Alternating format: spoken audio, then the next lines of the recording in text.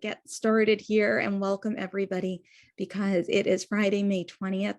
And today we have a wonderful guest that we're going to be uplifting because she is somebody that uplifts. And I just want everybody to know again that every Friday at this time, we will be doing the Uplifter of the Week. And it's really just an opportunity to celebrate each and every person in this community for the difference that you do make. And what happens is that when one person gets uplifted, it's a ripple effect. It's an opportunity for all to be uplifted. It's a chance to have what their story represents be a light that shines back on each of us, helps us see ourselves in a new light, have reflected back at us that each of us makes a difference, that we have something unique to contribute to humanity. And so as soon as our live stream is able to connect us, we will have our guest. But I want you guys to know that this last week has been really extraordinary. Something that I think that most of us in this community recognize is that it's not always going to be easy to find people who are going to want to take a moment to acknowledge, to see, hear, know, and celebrate others. But when we do see that, taking the time to say, thank you, I see you, I'm grateful for you, I appreciate you, makes all the difference. So over this last week, I think lots of people in the group were uplifting others. I know that the Culinary Care of Chicago was uplifted. They are a community of different restaurateurs who prepare delicious meals for people who are going through cancer treatments and making sure that they have healthy food while they're at the hospital getting their infusions. So that was amazing. Other people uplifted lots of graduates this week, lots of people graduating from high school.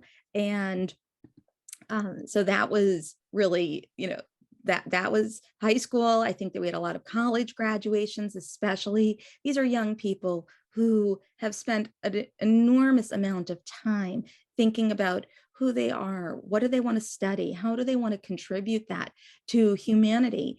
And one of our programs that some of you have heard about, the EMA program, the Emerging Professional Mentorship Alliance, has really taken off.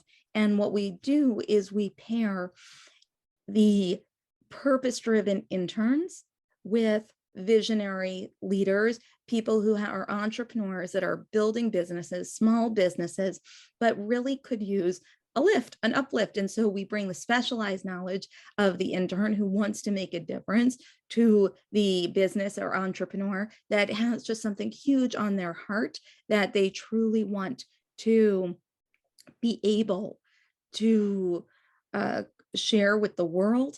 And so it's just a match made in heaven. So today, I am looking, it seems like there was an issue with our streaming key. I'm going to try it again because I really want to introduce you to somebody phenomenal. I'm going to stop this live on our end. I'm going to stop some live streaming and I'm going to try it again. So give me a second and hopefully that'll work. Okay, I think it worked this time, which would make me so very, very, very happy. Okay, I think we're here. I think we've got what we need to make it happen. Let's see. So as far as I know, we are live and we're just going to go ahead. If nothing else, I'll post this as a recording later. So our uplifter of the week is with us, Trey. Hi. Thank you for your patience. I think that's probably one of the many skills that you have learned is patience. Yes. I'm just going to guess that going straight out is, and I share that. So yes. Welcome to Up in the Chair with me, with Deborah, your host. And yes. I would love for you to introduce yourself And we're just going to dive right in because this is a time and space where we get to be reflected in your story because of the difference, that ripple effect that your story could have for people who are a part of the Uplifter global movement. Please, the Well, floor is I am so happy to be here. Thank you so much for having me. This is an amazing platform. It's always better to give than to receive, because when you give, you actually receive from the giving, if that makes sense to people, but it makes sense to me. I am Trey Kearney. I am a healing agent. I help people heal through different devastation, trauma, experiences that they're going in life. For many years, I tried to put myself in a box and do one thing for marketing and branding purposes. And I love marketing and branding, don't get me wrong. For the marketing and branding experts, I'm not saying anything bad about you, but for many years I tried to put myself in a box, and that's not who I am, because I often say this: I don't have a lane, I have a life. I've been through many experiences in my life. I've been through being a caregiver for my mom, who passed away from breast cancer 15 or 16 years ago now. I got the diagnosis of my son having autism, who is 13 now and who is nonverbal. So I had to go on this journey of autism, of trying to navigate through that, loving differently, communicating differently, understanding and being patient. And then I went through the devastation of infidelity in my marriage, and my marriage ended, and how it affected our family unit and those around us. So I help people where they need help. I serve from a full cup, and I serve from my overflow of what I've learned. I believe that all of our purpose, not only my purpose, but I believe all of our purpose, I believe we have a unique purpose, that we are here to serve the people that God assigned to us through our gifts, talents, and experiences. So we don't all go through one experience. We don't all have one talent. We don't all have one gift. And when people try to put us in a box, we leave people by the wayside. So we don't uplift the people who need to be uplifted, to say, I'm uplifting you, you're going to be okay.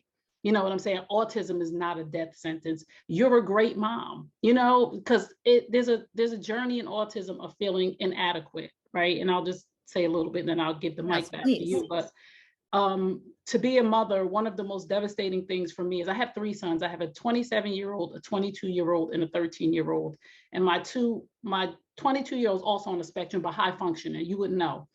But to my youngest son, when he was young and I found out he had autism and he cried, one of the most devastating things for me as a mother is I could not console my child.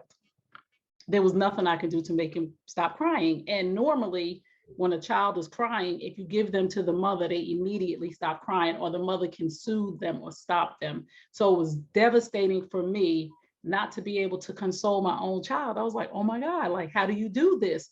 So I can uplift mothers and support mothers to say, it's not you. You're a good mom. It's neurological. It's not you. So these are the experiences that I have. Also, my mom going through breast cancer, removing the breast, being her caregiver, dressing the hole in her chest. Mm-hmm. I can talk to the other women and men who are caregivers to their mom. You're doing a good job. It's hard. And sometimes the caregivers don't get that. Sometimes, you go through a breakup.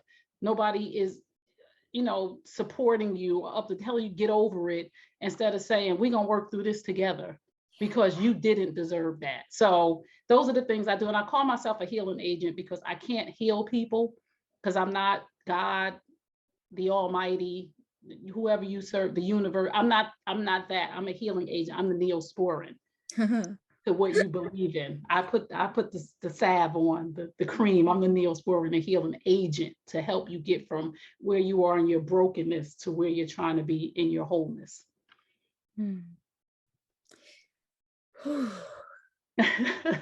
What a gift to already just have known you for such a short amount of time, to have met in a community where it's really clear to me when I'm in groups, when people start to speak their truth and what is propelling them to get up every morning for a purpose greater than themselves, that speaks volumes. You don't have to actually even say that much to know when somebody is dedicated, they are committed to their purpose, their vision, their mission. And then there are people, like you said, that when they don't know what that is, it can be incredibly challenging to get up. And Yes. some people, the things that you were just describing as a mom, going somebody who goes through a divorce, like the devastation of that, it's it is really hard to get up. I've also been through a divorce. I've also been a caregiver of my own parents, of other people. I've been a birth assistant, a doula, and an end of Yes. life caregiver.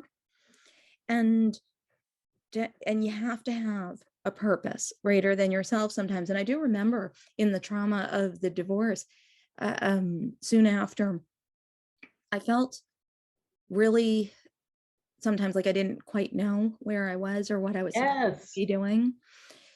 But I did know that I had to get out of bed because I had two young children and I had two dogs, and they counted on me.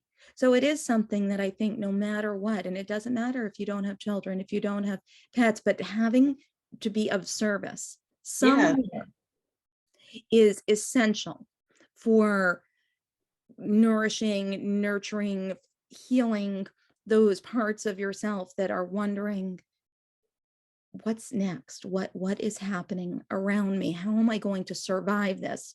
Yes. And just by being of service, I think that is one of the best things that we can give Mm, ourselves. that is so good. It is part of recovery. That is so good. Yes, that is really the biggest recovery step. Is it is so good to serve while you are down, because it gives you a reason. Like you said, when you go through traumatic things like divorce, or when you go through the loss of a loved one, you lose yourself. Like you go into the atmosphere of, because this is something new to you. And my coach, I have a coach too, and I think everybody should have a coach, a therapist, or a mentor, somebody that they can lean on during these times. She calls it locating yourself, right? So in order to, if you're suspended in midair, you have to find something that is an anchor, right? Yes. A why. Like, why am I getting up? I'm getting up because I can't leave another woman on the wayside who is suffering from divorce, who is dying from a broken heart. I call it broken heart syndrome, who is dying from, who's literally dying from a broken heart. We see people who are getting medications and different things because their thyroid is acting up, or their heart, their blood pressure. When you are going through broken heart syndrome, you need to mentally be healed, Yeah. because the trauma and the devastation is affecting those things that you are already going through. Like if you already have a bad back, the broken heart syndrome is going to make that 10 times worse. Yeah. If you have thyroid issues, right? It's going, that stress is going to attack your system. And so many people are walking around who have not dealt with matters of the heart, which you're trying to get medicated for this liver, this cancer, this, that. And stress feeds those things. So we really have to deal with matters of the heart and the mind in order to heal and to stop the speed of the disease spreading. A lot of people don't understand, like with my mom, when my mom was going through cancer, she lasted much longer than they thought she would because of our mindset. Like my mom would be like, am I okay? I'm like, yeah, we doing good. Come on, we're gonna get you up. We're gonna do Yes. this, do that. Yes. And it made her just the Mhm. mindset, the positivity, the encouragement. And this is for everybody. This is why we have to uplift people when they are down, because it helps them to rejuvenate their spirit, their soul. And we have to, once you tell somebody, you go to somebody, whatever their situation is, whatever their trauma, their concern is, and you go to them and you say, you're okay. I got you. Yes. We're okay. We're going to go through this together. You're doing a good job.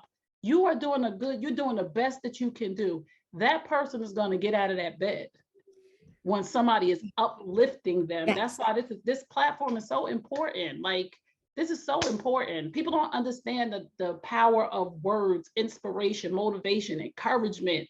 I'll pull you up and I'll push you forward when you Yes. need that. But this is what we Sometimes need it's to do for right. each Like other. that little, have you ever been like, I can't, I'm so tired, I can't climb these steps, or you're out for a walk and there's a hill. And if you're with somebody and even just like they're pushing just a little bit on your Yes. back, you feel like I don't know why it feels like this, but all of a sudden you feel like you can do it. Yes.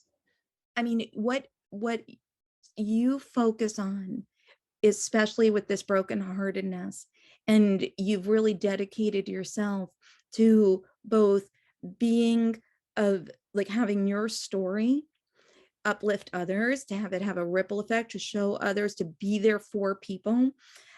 You're right, like this platform is each and every, no one and nothing left out. And most, especially I work with a lot of young people. We have a program in schools now called Uplifter Clubs. And the goal is to create an authentically welcoming space of inclusion. And for a lot of young people, especially social media, you see all these maybe inspiring quotes, but that's insufficient for feeling connected.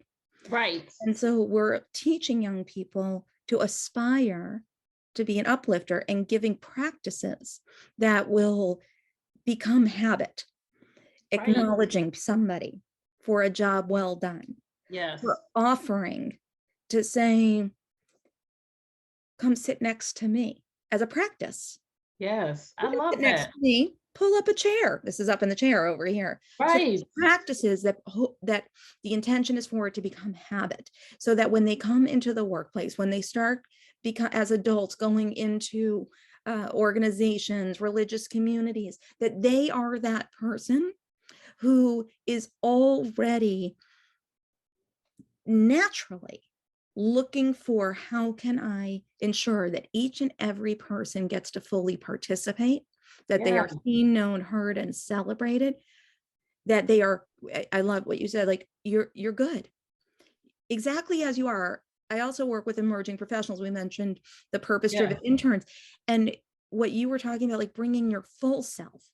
And that's what we do with in our program is I tell interns, you're not your major. Right. That's like one sliver of, we get it. You went to school and you're amazing and you're smart in this area, but guess what? You've got an entire life already of experiences, strengths, hopes, that and creativity and other interests. And we want you to bring your full self to Yes. to the party. We want Yes. to, I don't care if you're a data analytics person, but if you're also a musician, we want to know from that point of view, how do you make music out of data? Yes. How do you Yes. like bring it all? Yes. I love that. Yeah. Yes. So tell Because us we have more. a lot. We have a lot of gifts and talents and experiences, and we have to. That this is, like I said, all of our purpose is the same thing.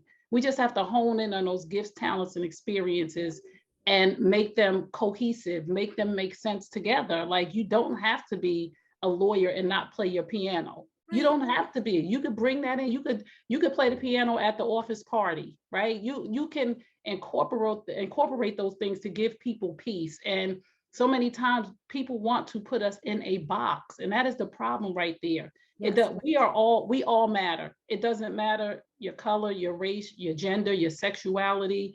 We are all human beings first, and we all matter, and we are all here for that purpose, to serve the people that God assigned to us through our gifts, talents, and experience. We all have people who need us. And again, it is a domino effect. When Yes. I touch you and I bump you to say this, you are extremely talented in this area. I see you.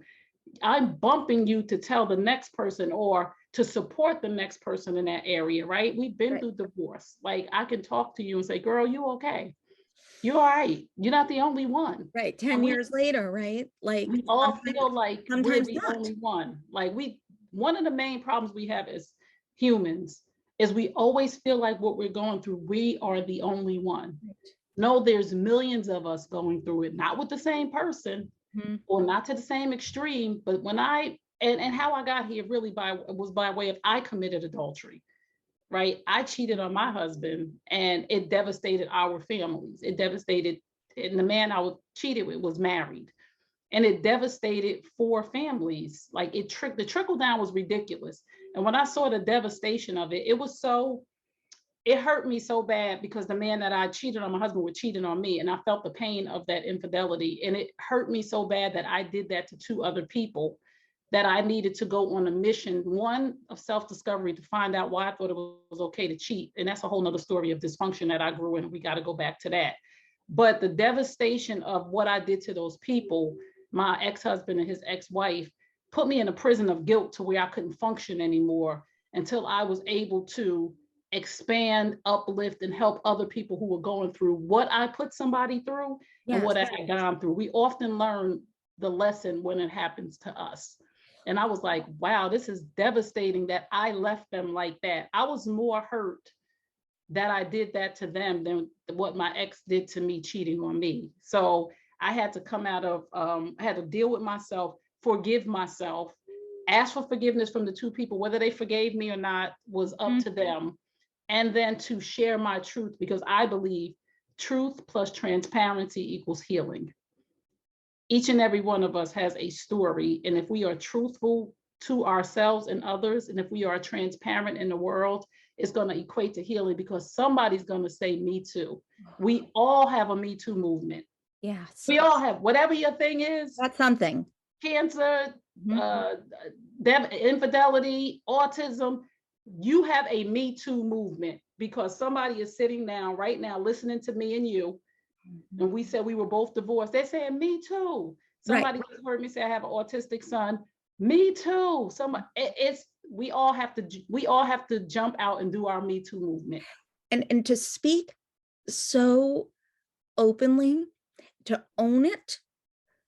Oh yeah, accountability. This huge piece that people, when you learn how to take ownership of who you were in the matter, take responsibility, to have that be something that makes a difference, a positive difference moving forward, to be able to apologize, to clean up after yourself. My mom always taught us, like, Girl, leave it better than how you found it. And sometimes we make a pretty big mess. So if you make a pretty big mess, then you've got a lot to clean up, and you don't have to do it alone. Yes. And I think that's part of what I'm hearing from you too, like, because that can be so isolating to make a huge, devastating mistake and feel shame and feel like you're in it alone. But if you have if you're willing to do the work and you're willing to clean it up, but to have somebody who is willing to listen, create space for you to meet you where you are and assist you along that path. So we only have a couple minutes left. And so I really want to know just now, like, who do you serve? Because there are people who are Me Too for what you are speaking about and who need a lift. Yes. Who are lying in bed right now wondering, I don't know what's going to get me out of bed today. I'm sad, I'm ashamed, I'm lonely, or maybe they share your vision and mission and they want to collaborate, because let's pay it forward. You said domino effect, I say ripple effect. And really, up in the chair, it comes from my tradition of uplifting people at milestone events. And there's this dance called the hora, where people grab hands and it's like wild and fun in the inner circle, and people are lifting and you go in and out of the circle, and different people might go up in the chair. And so to me, like, this is every Friday, the uplifter of the week is someone who's extending their hand, saying, come on, grab my hand. I know you don't even know this dance, but it doesn't matter. I got you. I got you. And it's going to be, and we're going to be in it together, and it's okay. And there's enough people here with strength that even if you don't have the strength right now, that's okay. Yeah. We're going to lift you up. Yes. We got you. So tell us, where can people find you? What are the areas that maybe to be true for you of who you're serving? I mean, I get, like, anybody could, but yes. Well, my main love is, helping women and families deal with the devastation of infidelity. But it has trickled over, and my territory has been expanded on its own to just help people who've been through trauma and to understand one of the main things I want people to know, because we get stuck in our mistakes, right? We get so stuck in a mistake that we made, or, something, and we get stuck in an experience, right? Our Mhm. experiences are not meant to mold us, right? Our experiences are meant to teach us and grow us. And when you get stuck in an experience, you no longer grow and expand. That's why you can't get out the bed, because you're stuck in this experience of, this happened to me. That was then, this is now. Yesterday is the past, Mm. right? 5 minutes ago, 10 minutes ago, we that's the past. It's not the past is 50 years ago. The past is yesterday. So we have to stop getting stuck in experiences and understand, one, you're not your biggest mistake, you're your better choices. If you don't like where you are, you need to make different choices. We are, each and every person that's an adult, so we can't put this on the children yet, but each and every person that is an adult, you are where you are based on your choices. I don't care how you grew up. I don't care what color you are. I Mm. don't care what your mother was. I don't care what your father was. I don't care who raised you. As an adult, you are where you are based on your choices. And if you don't like where you are, make better choices. And if you don't know how to make better choices, because some of us just don't have life skills, get some help. Get a coach, get a therapist, get a mentor, get somebody who is doing what you want to do. A lot of people say, I can't afford a coach or a therapist. There are coach and therapists that you can Google. Mhm. You can read a book. When I Yeah, could not afford a coach or a therapist, I was reading books that therapists wrote. I right. was reading, Googling coaches, John Maxwell. They were in my living room on the screen. That's So you right. can find me at all things Trey Kearney, TrayKearney. My website, www.traykearney.com. It has all my services on there. If you are looking for an incredible life coach, motivator, inspirator who is going to push you when you need to be pushed and pull you up when you need to be pulled up and lock arms, all Yes. things Trey Kearney. And you can email me if you are struggling right now and you just need somebody to lock arms and walk with you. You can email me, trey@traykearney.com. Thank you. And you're doing a good job. Whoever you are listening right now, you are doing a good job. You're okay. As long as you are trying your hardest, do not let anybody tell you that you're not. You are doing an excellent job. And always remember, we are not to do this solo. We are always supposed to have support, love, respect, and help. And don't be afraid to ask. Up in the chair. We're Yes. lifting, we're holding it, we're doing it together, we're grabbing hands. I am so grateful to you for sharing your heart, your vision, your mission, and the generosity of being somebody that people can reach out to no matter what. Yes. So that's it for today. Celebrating you up in the chair, all of the people that got to hear you today and will pay that forward. That will take your message out into the world, because that's why we do this, right? So each and every, it makes a difference that that light gets shined onto them and they pay it forward. Tell somebody else today that they're okay, that you Yes. got them, that they're doing a good job. Go be an uplifter. And we'll see you next Friday for another Up in the Chair with me, Deborah. Bye.